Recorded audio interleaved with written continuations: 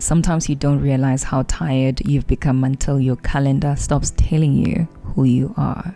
One of the hardest parts of stepping away wasn't the money, although that certainly changes your reality. It was identity. Because so much of how we introduce ourselves begins with what we do, right? I'm a manager, I'm a lawyer, I'm an entrepreneur, I'm a founder, I'm a doctor, I'm a student. But when all of that falls away, who remains? What remains? I remember sitting with that question. No meetings, no work emails, no performance reviews, no title, just me. And I realized how much of my confidence had attached itself to productivity. It made me ask, who am I when nobody needs anything from me?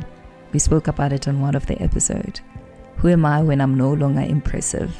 Who am I when I am simply a human being without any title?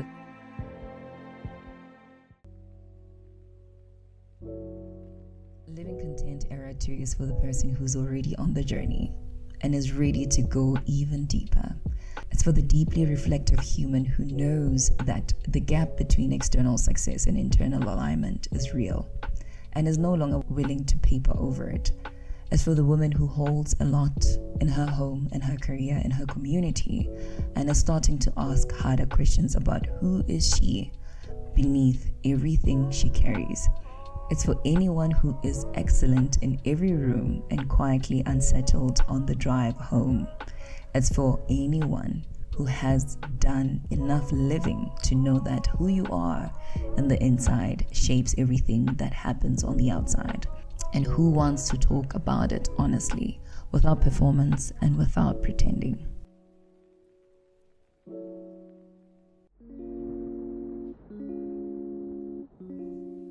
Hello sis and the brother in the room. Hello family, welcome back to Living Content Podcast. This is a podcast where we have conversations about becoming more rooted in who we are so that the life that we build can actually sustain us. I am so grateful that you are here. Today's conversation is one that I mean, just like with the ones that I've had before, truly speaking, every episode is one that I've been meaning to have with you because I've been away from this platform for like 3 years and I'm truly, honestly, I had a lot to say. So this one is no different, right? I shared about this in one of the Instagram posts that I shared a while ago. I think in one of those garden videos that I had, I shared about the fact that I've had work sabbaticals in my life, right? And I want to share more about that. Unfortunately, I'm not able to create a video for that as a sequel for the video that I had shared. It would have been great, honestly, to ground myself in the garden and to share more about this. But given that capacity is not allowing, I thought, let me have this over the podcast. So whoever hears about this and has been wondering, what was the story about the sabbatical that you spoke about, right? This is it. I wanted to share this with you and hear me. I don't think everyone should leave their job and I don't think everyone should stay. But I do think that we have become so used to asking other people what the right decision is that we've forgotten how to ask ourselves that question. Over the past few years, I've taken 2 work sabbaticals, as I've mentioned. Neither of them looked glamorous, to be quite honest. Neither of them came with a perfect 5-year plan that I knew that in this period, this is what I was going to do. Neither of them guaranteed that life would become easier. But both of them changed me in ways that I don't think success ever could have. So today I want to share what those seasons taught me, not as advice, but as a lived experience that I want to share on this platform. Because if you've ever wondered, who am I outside of what I produce, or how do I know what the right next step is, then maybe this conversation is for you. The first time I stepped away from work was in 2018. I didn't request for an official sabbatical. I actually didn't know what a sabbatical was. I only knew about it years later. And in actual fact, I was too new at that time to actually ask for an official sabbatical. I decided rather to resign because I honestly didn't even know how much time I needed.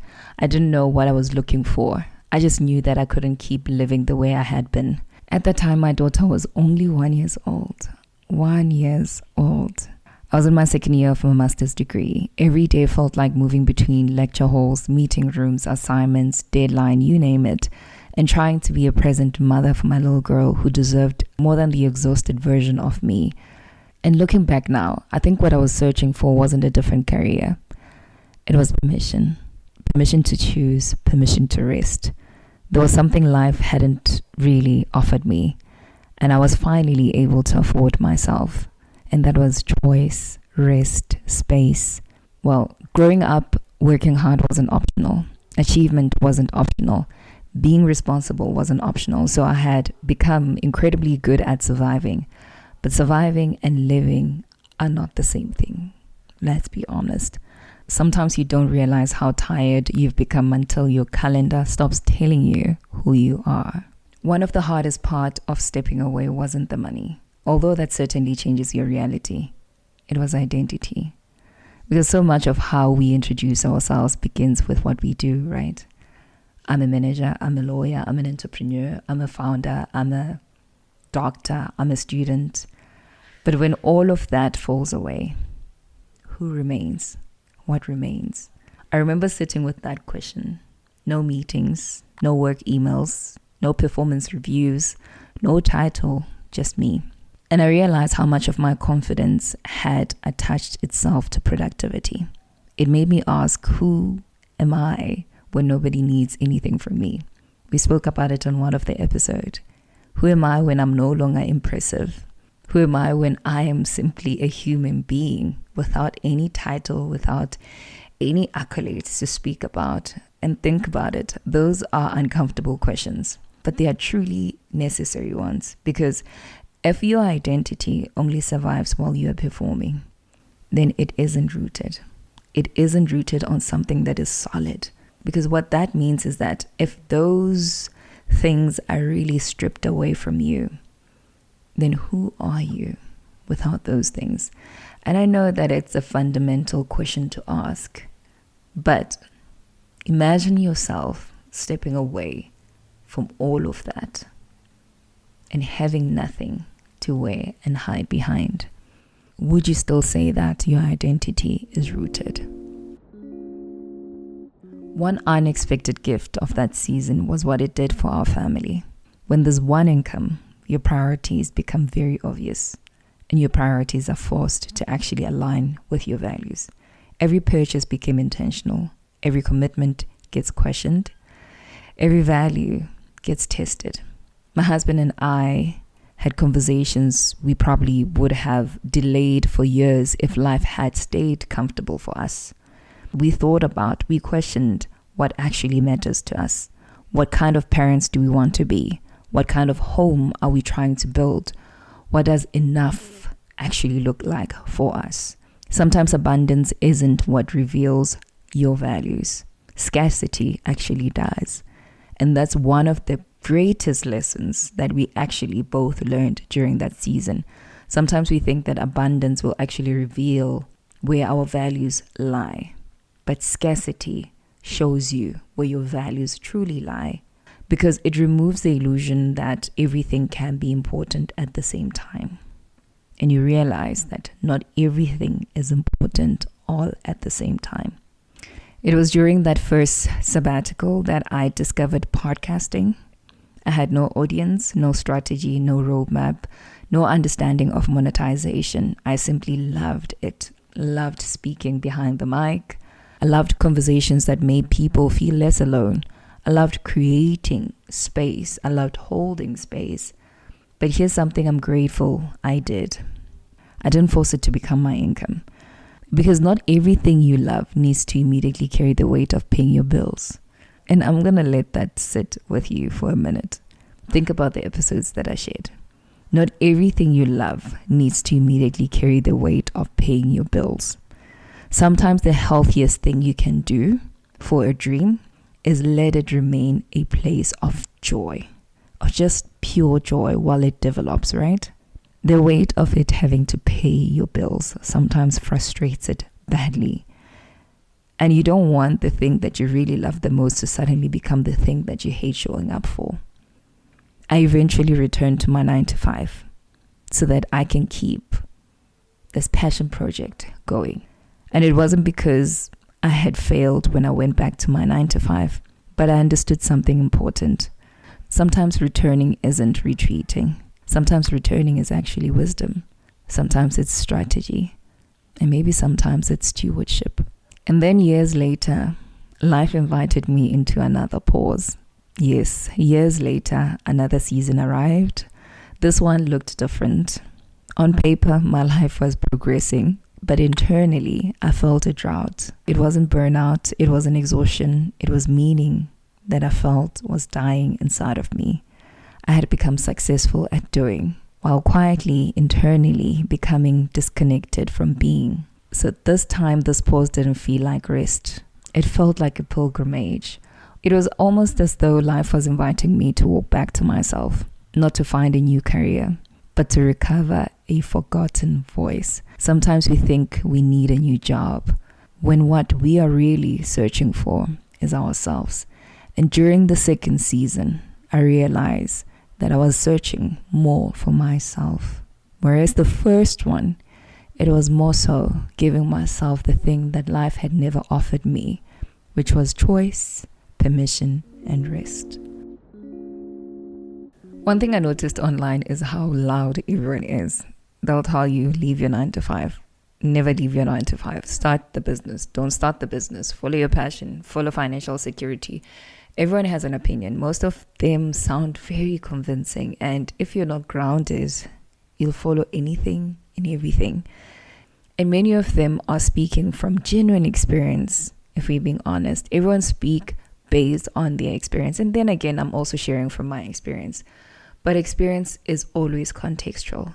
People are interpreting life through their own story, through their own worldview, through their own lens, their own responsibilities, their own fears, their own opportunities, their own timing. And here's what my sabbatical taught me. Then again, I'm adding to the list of things that you're hearing on social media. It's fine. Here's what my sabbatical has taught me. You are living inside a web of perspectives. Everyone is handing you their map for a place where they've already walked. But your journey is asking different questions. Don't spend your whole life trying to make the right decision according to everyone else's. Instead, here's what I'll tell you. Make the decision that feels honest. Then live it so intentionally that it becomes right for you. I often say that don't wait to make the right decision. Make the decision right. By the lessons you integrate into your life, the person you allow yourself to become, and by the integrity with which you live it. Most conversations usually stop at, I quit my job. But very few people tell you what comes after that. So if you're considering taking time away, whether it's for your business, creative work, parenthood, studying, healing, or simply because your soul is asking for space, here are a few things I wish someone had told me. First, don't expect clarity on day one. Rest has layers, right? At first, you'll simply recover from the exhaustion. Only afterwards will deeper questions begin to surface. Don't rush for clarity. Don't rush to get to a point of knowing what comes next. Then second, you'll grieve versions of yourself, even the identities you've outgrown, even the job you wanted to leave, the very same job that you left. You'll grieve it. Grief isn't always about wanting something back, though. Sometimes it's simply acknowledging that a chapter has ended, despite how the chapter looked like, despite the weight of that chapter. Sometimes grief is simply acknowledging that a chapter has ended. And third, your relationship with money will become a teacher. I tell you this, your relationship with money will become a teacher, not just for your bank account, your beliefs, your fears, your sense of safety. Scarcity has a way of revealing stories you didn't know you carried, and that will teach you to pay attention to them. And I can say this to you, pay attention to them.